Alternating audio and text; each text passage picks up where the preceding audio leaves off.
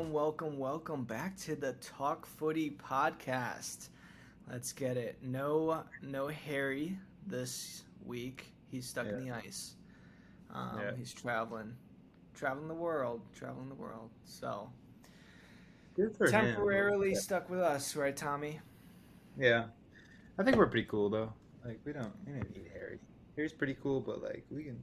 This is our time to shine, Oh, we're gonna carry this pod now. Let's go.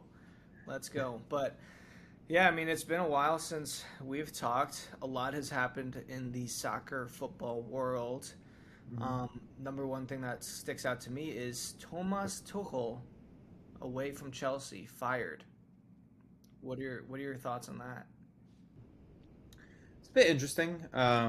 It's definitely a reflection of this year starting in January. Chelsea have not really looked that great, especially offensively, and slowly their defense has also eroded. Part of it has been kind of um, out of Tuchel's control with Rudiger and Christensen leaving because of the old Abramovich regime's to uh, failure to re-sign them, and then the sanctions and everything happening last summer or before last summer. Um, but honestly, I was reading a couple articles and trying to get like a gauge of what really happened because Tuchel gave Chelsea a Champions League, and although the run of form was pretty poor, um, culminating in that 1-0 loss to Dynamo Zagreb in the Champions League. It seemed to be more the relationship with Todd Bowley and Tuchel got off to a rocky start, and it didn't seem like they were a match for each other.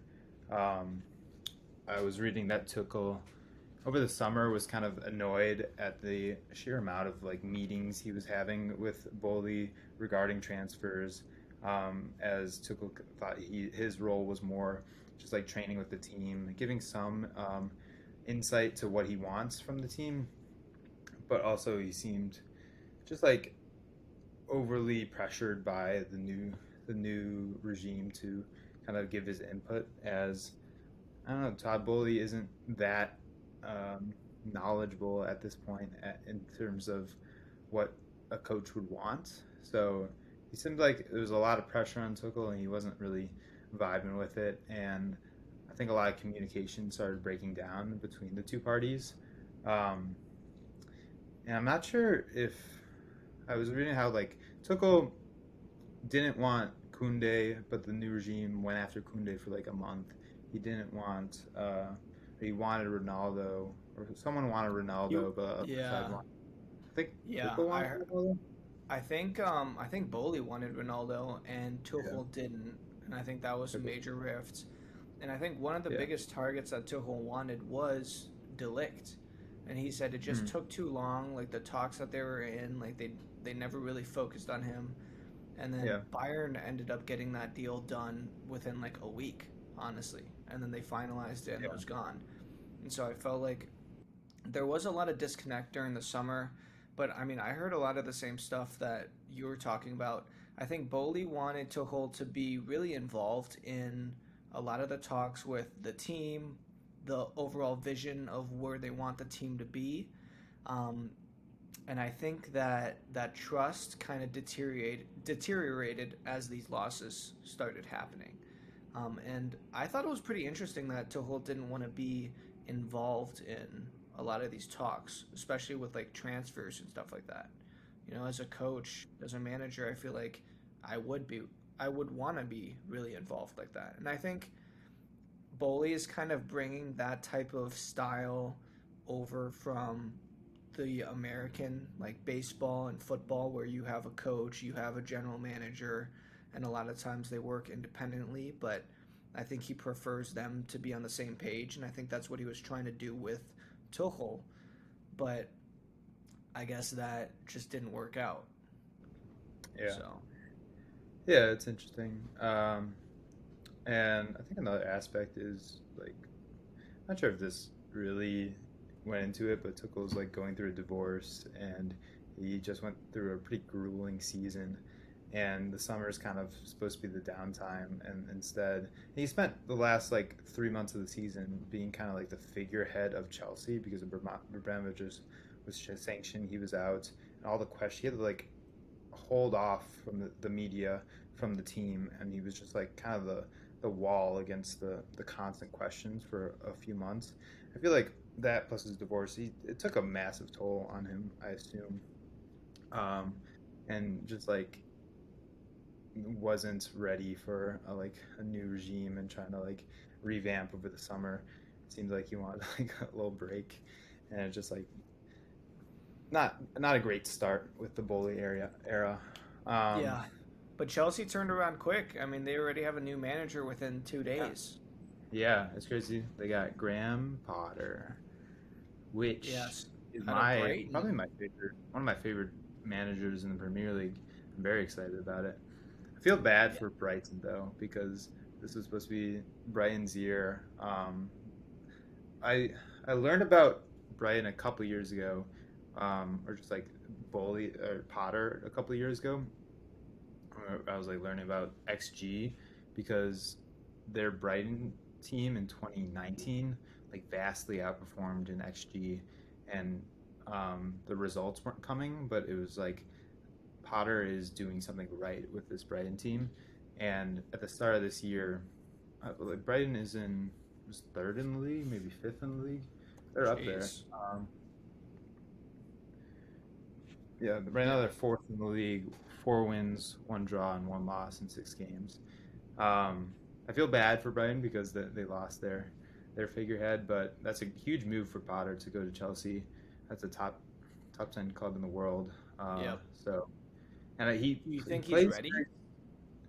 Um, Honestly, yeah, I think it'll be interesting to see if he is, but I think Chelsea's a good squad to inherit.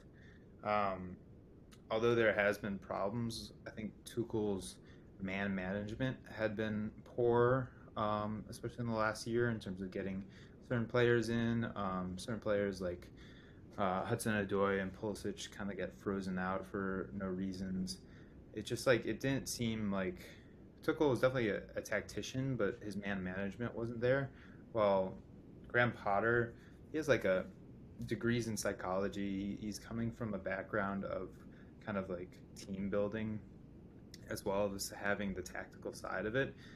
His Brighton side they play a couple different formations, but they play like a 3-4-3 at times, a 3-5-2, which would match up um, with what Chelsea have in terms of personnel. Yeah. But I think he'll bring that kind of man management side of it to Chelsea, and I'm excited to see who's going to start a lot, but also just like how how Chelsea kind of forms as a team because there's a lot of new players there, and we'll see what happens. Well, we're gonna have to wait another week because Champions League games are canceled for the weekend. R.I.P. Queen Elizabeth II.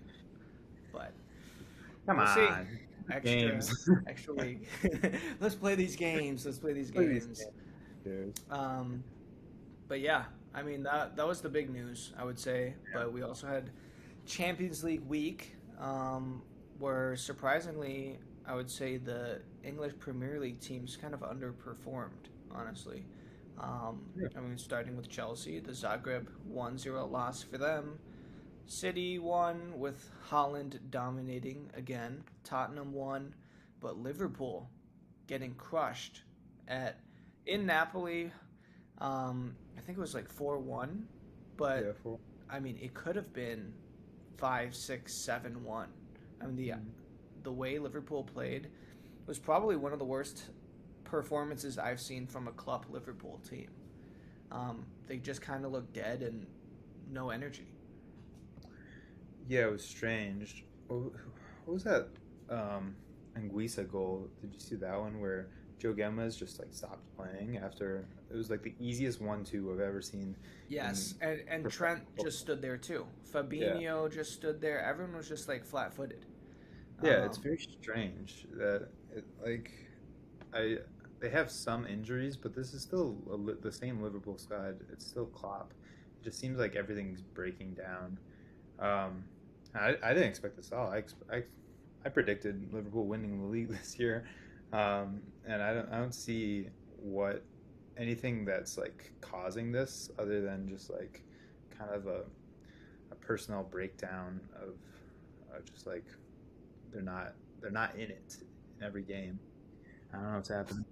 It is interesting because yes, they have injuries, and I would say a big loss is Thiago not being there right now. But for the most part, I mean, arguably their best player, Salah, has done pretty much nothing this year in any competition. And obviously they lost Mane on the other side, but their $100 million signing, Nunez, has done little to nothing, especially compared to Holland. And then you have players like Jota, I think, is still battling an injury, and then Diaz on the left side as well. I don't know what's going on, and it's kind of the same situation Chelsea is in. I mean, I think there was something about Klopp's seventh year at Dortmund, and this is his seventh year at Liverpool, where the team is kind of just falling apart. And other teams are really catching up.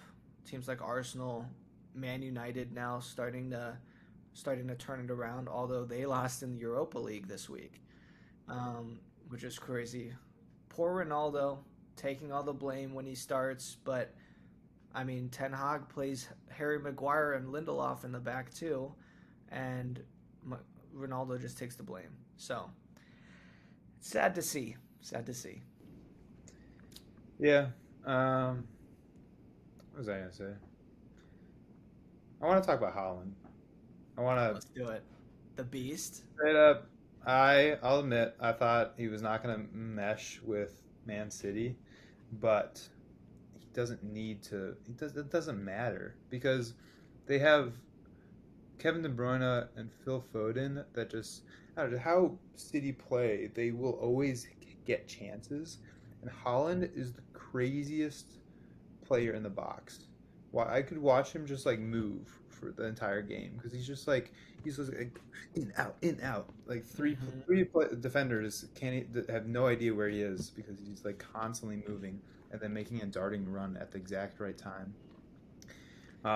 It's insane because I watch Chelsea and we have um, what's his name Kai's in the box and Kai gets some goals, but a lot of times we're in those similar situations City's in, and the ball just hits the first defender. But when I watch City, it's Holland is either when that ball comes in, he's in front of the defender and he's shooting.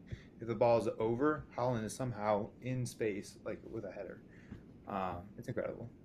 He's Do good. you think do you think City are going to do it? I know this is premature, but the Sure. addition of Holland on this team, do you think that really pushes them over the edge of, solidifying themselves as Champions League favorites? I think they're I think they are favorites right now. But it's still like being a favorite in the Champions League is only like a 20-25% chance of winning it. Yeah. Um, like I give them the way Liverpool's playing, I give them like a 85% chance of winning the Premier League. Mm-hmm. Maybe What about Arsenal is the Arsenal? yeah Arsenal's the only team, but like Arsenal played who they play this weekend. They lost this weekend. They had a perfect start, then they lost They against. they think they Uh, lost to United. yeah, they lost against United, and that was a very impressive game by United. They definitely um, Ten Hag is definitely proving that he can field a good team, and um, it was honestly very impressive. Like a couple of those goals were legitimate, like possession oriented goals that they had like a few key passes with Ericsson. Ericsson and Bruno are really linking up really well. But Arsenal's first 5 games weren't against any big top six clubs, and although they went 5-0, I think that showed their loss against United kind of humbled them and showed that they're not as good as like 5-0, but they're still pretty good. I think they're probably way Liverpool's playing. They're probably gonna get second this year. Um, but Champions League is different beast, and Yeah, knockout rounds can go either way. But I still give him like a Man City the best chance of winning. yeah. I would say the other one that kind of comes to mind is PSG. I mean, they pretty much dominated the game against Juventus. I think it only ended up being 2-1, 2 goals from Mbappe, but I mean they looked explosive, and Mbappe and Neymar kind of had their perfect little pairing. Obviously, you throw Messi into the mix, and that team is absolutely lethal up front. I'm still curious to see how Hmm. they play against a better team. Juventus has kind of dropped off in recent years, so when they play a team like a Bayern, Liverpool, City, Chelsea, you know, Barcelona, top teams like that, I want to see how PSG end up playing because that's going to be the final test, and that's not going to happen until the knockout rounds. Yeah, and this is definitely an improved Juventus side. Um, I watched them play Inter, and they played Roma, and they like are a much better side than Roma, and they're probably I think they're pretty good compared to last year. Um, but yeah, it's definitely we'll see with them against yeah, definitely against larger sides. I want to talk about how's Bayern doing. I feel like they've had good starts to the season, and they beat Inter 2-0, um, which is a pretty strong win. Although Inter has also had kind of a rough start. They lost against Milan and Lazio. They're two big games to start the season, so they haven't looked great, but still a pretty convincing win, 2-0. Yeah, I think scoreline it was pretty convincing. Leroy Sané had an unbelievable game. If he could play 90 minutes like that every game, like that's just all I want, honestly. But he's so inconsistent at times, and then he has performances like this which makes it so frustrating to watch him play sometimes because you know the talent that he has, and we know like how he can play. So Yeah. he had a great game. I will say Bayern didn't look as sharp, especially within the first 25-30 minutes. Mane really didn't get into the game at all, honestly. Um, Sane kind of carried a lot of the attacking. Muller had maybe 4 or 5 chances within the first half, um, but it still wasn't the strongest performance that I've seen out of Bayern. And in the league, I think the last 2 weeks they've had ties. I mean, they had like a 1-1 tie against Gladbach, and then the week before that they had a tie, I think, against Union Berlin or something like that. Right. Um, and their XG for those games are incredibly high. They're Mhm. just not finishing the goals that they normally finish, I guess. Yeah. And maybe it's maybe it's missing Lewandowski, a classic number 9 finisher at the top. Um, but we'll see. I mean, I'm excited for this Bayern Munich Barcelona game next week because I think that's going to be the biggest game of Bayern Munich's season so far. Inter has been the hardest team we've faced, but Barcelona is going to be a real test, especially Lewandowski coming back to Munich. He just scored a hat trick in the Champions League, and I know they played like a pretty much like a smaller no name team, but the goals that Lewandowski scored, like outside the box, incredible finishes. Like his movement is there. Like he's playing out of his mind. I mean, he's playing how everyone expects, pretty much. So I'm excited for that matchup. I think it's going to be kind of a tactical game because neither team wants to lose. I would say because those are the two top teams in the group. So I wouldn't be surprised if it ends like 1-1, 2-2, something like that. Hmm. Um, but yeah, Barcelona crushing it. Real Madrid now suffering with Benzema being hurt. Um, Yeah. not to How pivot, but how that's injured is big. he? Did you see? I think it's like I wouldn't say it's serious, but I bet he's out for a couple weeks. I actually don't even know what the injury was, but I Who's saw he was subbed off, who's their backup and striker? they don't have one. Yeah, they really And don't. It's Hazard. and Hazard that's on. And that's one of the It's things that I know some Real Madrid fans have like complained about because they had all summer. They've been approached and offered backup strikers, and they Mhm. haven't taken one. And now Benzema's hurt. Hazard came in and played phenomenal, Yep. but when they play in La Liga and all these other competitions, like they might need a striker up top. It looks like a Who's month this guy? out for Yep. injury. Mariano Diaz, 29-year-old Dominican Republic guy. Hmm. That's their strike. I He's remember he's only Mariano when played he two took games in the Ronaldo's last. number when Ronaldo left. Oh, really? Yeah, he took that number seven, What a and beast. like Hazard He's- has it now. But yeah, I mean that's kind of concerning for Madrid, I would Yeah, of say. Um, and Lewandowski's probably going to pad some stats while Benzema's out in course. La Liga. So Yeah. that's big. Did you get to see the end of that Atletico game? Atletico. What happened? You texted me about it, but I was like, I remember looking at it and it was like 70th minute. It was 1-0 Atletico, and I was like, classic Atletico game, 1-0.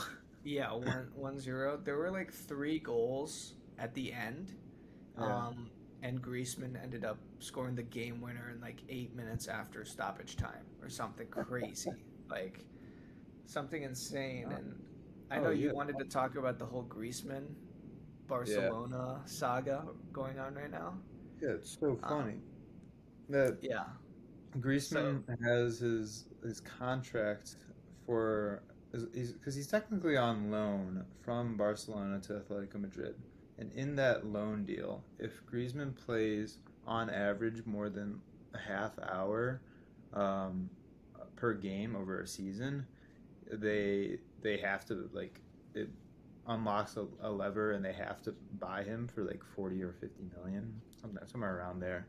So Atletico doesn't want to do that, so they bring him on the 61st minute of every single game yeah, as like a super sub.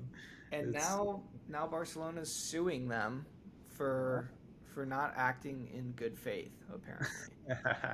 And Barcelona's I mean, for me, I don't understand. I mean, I don't know who contractually makes that decision. I feel like only the player can lose in that position yeah, because if I'm Griezmann, why would I agree to something like that? But maybe he doesn't have a choice. yeah, Um, but yeah, I mean, it sucks for Griezmann. I understand Atletico's position. If I'm Barcelona, I mean, I don't know how legally they could win this case, but I mean, bringing him on with 29 minutes to go in every game is like hilarious to watch. it's so fun. 61st minute, 61st minute. It's like on the dime. Simeone's like, let's get it. Which, Yeah. like, if I'm Simeone, I'm probably pissed off at the upper management for also putting that in the contract because he has to kind of work around that like contractual Yeah. um, issue. So I'd be annoyed. I've And also never really heard that kind of clause before, no, I'd like say. I've heard like if they play 10 games, then you have to buy them, or you have to Hmm. play a certain amount of games. Um, but yeah, that's so strange. Very It's so funny though. strange. So strange. Please me. But that was another thing. Simeone's son scored for Napoli against Liverpool. I Oh, don't know if really? you saw that too, but yeah, his son scored in the game, That's um, dope. which I is really very exciting for the Simeone family. So Simeone's son's not playing for Napoli. yeah, Cool. Good for him. good for him. Uh, Giovanni, I think. Giovanni Simeone. That's a crazy name. Yeah, Trying to look up what Giovanni. if there's any games this weekend. Because no EPL games. We're gonna watch Bayern Stuttgart. I mean, I will definitely watch it, but Yeah. we'll see. I mean, no Prem.